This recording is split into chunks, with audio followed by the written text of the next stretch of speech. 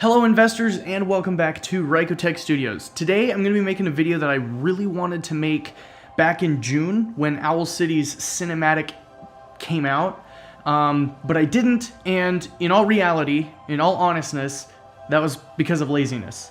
But I'm actually really glad that I didn't make it at that point because this gives me the opportunity now to talk about the album after having heard it quite a few times, and also to talk about it in relation to the tour. So the first thing I'm going to do is kind of go through the album, and then I'll talk about the tour afterwards. So before I actually go into the track-by-track breakdown of the album, I do kind of want to talk about the album's overall context, because I think that's very important, not only to the lyrics in the album, but also into a lot of the writing style and the music. Now, another thing that's very important to note, I jumped on the Owl City bandwagon back when Fireflies came out. My friend showed me the music video to Fireflies on a high school speech and debate trip, and from there I went and I bought all the albums and I listened to it, and I've been a strong listener ever since because the music super resonated with me, as I'm very much a head in the clouds dreamer type of a person. I've been a listener ever since the beginning of Owl City as a produced artist. So a lot of the tracks are about life and growing up, a lot more than they are about dreamy mysticism and imagination. So I think that's very important to kind of look at and consider when judging this album as it is. So with that being said, let's go into the track-by-track breakdown. I'll tell you what I like, why, kind of how it relates together, and then we'll jump into the tour.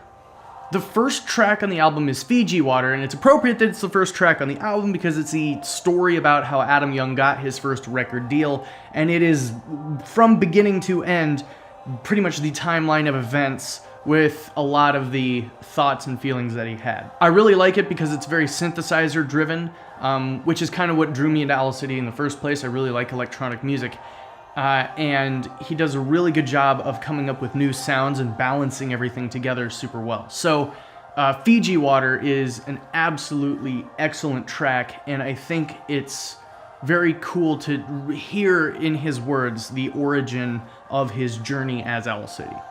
The next song, The 5th of July, is very different from anything that he's done before.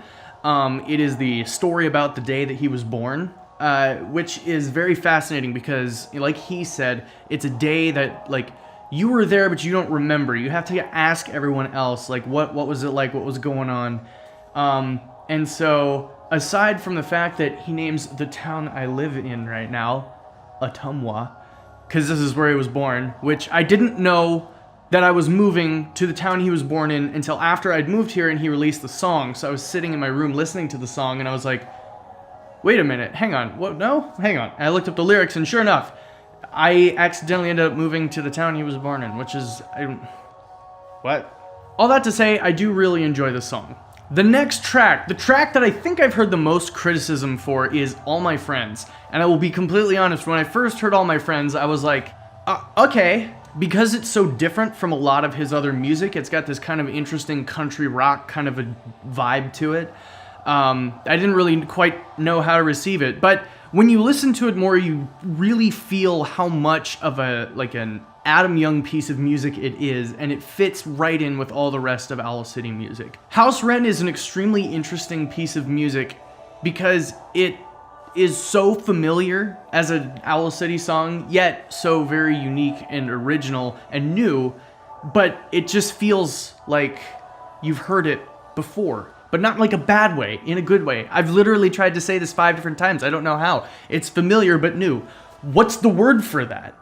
The song Not All Heroes Wear Capes is about Adam Young and his relationship with his dad, which is awesome and deeply resonates with me because I have a good relationship with my dad and I love him and he's a really cool and influential guy in my life. So to see Adam Young make a song like that is something that I can wholeheartedly relate to. So I really like Not All Heroes Wear Capes. Montana, once again, a very different, unique piece of music. Pretty unlike other pieces of music that Adam Young has done, yet it still feels like Owl City. And I think you're gonna see that continue to be a theme throughout the rest of this album. The fast-paced, almost horse-riding motion of it really gives you the feel of wide-open plains, and I think that's kind of the purpose of it. Lucid Dream is possibly my favorite song on the whole album, aside from the title track Cinematic, which I'll get to later. But Lucid Dream, when it first came out, it was on one of the reels, because he released the album in segments and then did the full final release. When I first heard it, it just felt like it was written about me and the way that I perceive the universe. I am constantly, with my head in the clouds, constantly dreaming, constantly in my imagination. When I'm driving my car, I'm not driving my car, I'm piloting an airplane or a spaceship. Like I have a very active and visual imagination, and the song Lucid Dream really appealed to that. The song Always is a fantastic track about Adam Young's faith. I do really like how he's throwing that into his albums now. He's got, at least one song that really points that out. And I think what makes that so cool is how authentic it really is. He's not... When you listen to an Owl City album, you are hearing Adam Young express himself entirely in his music. He's not like holding anything back or manipulating it in any way. At least that's how it feels with this album. And I think the song Always really just fit right in there. Cloud 9 is a very interesting Owl City track. It's got some really unique vocal synth usages, I think, is what's in there. Yeah, it's got some really interesting, unique pieces that make it up. Compositionally, it's excellent, as are pretty much all the songs that Adam Young puts together. Winners Never Quit is definitely another one of the more unique tracks on the album, because it starts with this synthy kind of a lead that's different from most synth leads I've ever heard. And it's got this really nice uplifting message. It's really... I didn't entirely know what to think of it when I heard it, and I still don't. I like it. It's a really good song, but a lot of the ways to describing it is difficult. But it's a good track. It's a good track. Madeline Island is awesome. It starts with this really nice, dreamy synth sound, and then someone's mowing their lawn. Perfect. And then it just goes into this entirely awesome story about Adam Young and I believe his family going on a trip to Madeline Island in Wisconsin. Once again, it's a very linear kind of, telling you this story. And it's a fantastic song. Be Brave is the story of how he met his girlfriend, and I think it's got a really awesome, positive, powerful message to it as well. And yeah, it's really interesting. One thing that I will note about it is it reuses, and this is something you'll notice in a lot of Adam Young songs, is he likes to reuse certain little musical pieces. And so if you go back, all the way back to February 2016, the Apollo 11 album, if you go to the song Returning Home, which is about the Apollo 11 astronauts returning home, obviously that's what it's called that, because there was a score about that, he reuses that particular musical piece, and so that is thrown in there. It's an excellent story. Yeah, and it's a good piece of music with a good message. New York City, another good synthy song about a trip that he took to New York. It's, once again, there's no message, except for, I guess it's kind of if you want to go see something, go do it. And that's why I'm going to go to the Smithsonian at some point here, because I got to go see all my favorite space things. I'm not going to see the Voyager, though. That's in space. But New York City, fantastic synthy piece of music, and I really liked listening to it when it came out on the reels. But I think it really does fit in very well with the rest of the album. Firebird is probably the most relatable song on the entire album, because it describes to anyone who is about my age to about his age, maybe 18 to 35, we'll say.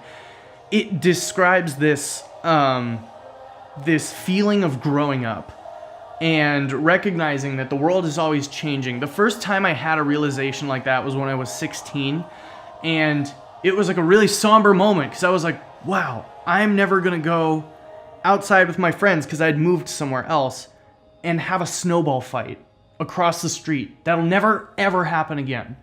And this song is about that, but it's about being okay with change and recognizing that change is inevitable, but it's a good part of life. And I think it was very needed by me and probably a lot of other people, just who listen to his music and are our age. And then we get to the crown jewel. The first time Adam Young has ever had a title track that matched the album, Cinematic. And Cinematic, once again, much like Lucid Dream, feels like it was written out of my own mind because I see everything as a movie. When I'm driving, when I'm walking, I'm always looking around and thinking, man, this would be a really cool shot right here. And I like squint my eyes to try to letterbox my vision so it looks more like a movie, but that doesn't work because it just makes your vision blurry so you can't actually tell what's going on. There's too much information. The point is, Cinematic plays on that idea that life is like a movie. Life, you know, you are living a story and you're living out all these scenes, and maybe there's dull moments, but there's always excitement too. It's just a really good song, and you should listen to it because it's amazing, and you can get it all like on YouTube and stuff, and you don't have to go buy a CD or a tape anymore. You just listen to it. Do it. Finish the video first, or don't. The last 3 tracks I'm not really going to expand on. They are alternative versions of Montana, All My Friends, and Firebird. And they're all really good. They're just toned down as far as the tempo and how big they are. So, really good. And there's some recordings of people. I don't exactly know who they are because I don't think he specifically mentions it. I would imagine Montana, the person that Montana's about is the person you hear talking about they like the wilderness and have always been that way, but you know. So that is the entire track list of the album, 18 tracks total, over an hour long.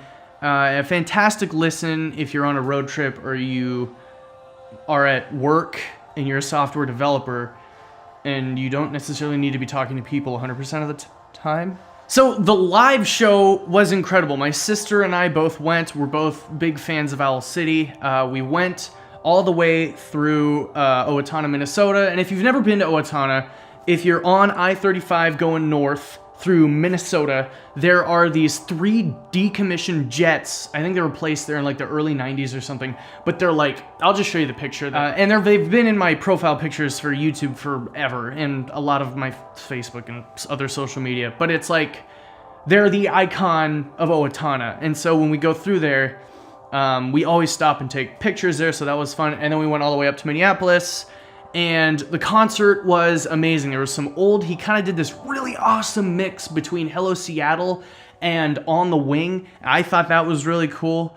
It was a good concert. I haven't seen Owl City since he was in Des Moines, Iowa back in 2013 when he did Skydiver, which is an amazing song. And that was a really cool rendition of it. But yeah, I think the thing I wish the most about the tour is that he would release all of the remixes that he plays during the tour, or release like a mastered version of one of the performances, kind of like the 2011 DVD they released.